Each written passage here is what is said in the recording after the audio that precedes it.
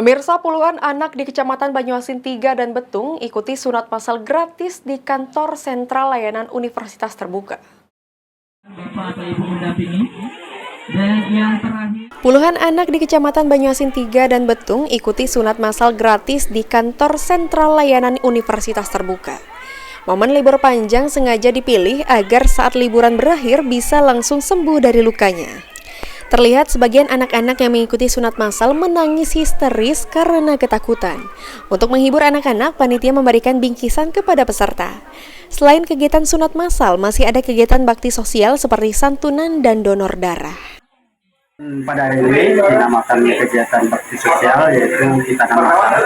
Jadi kegiatan merupakan program dari Himpunan Mahasiswa Salut Parlemen yang setiap tahun ada kegiatan sosial, tapi tidak setiap tahun itu kita namakan. Seperti tahun-tahun yang sudah itu berupa santunan ya.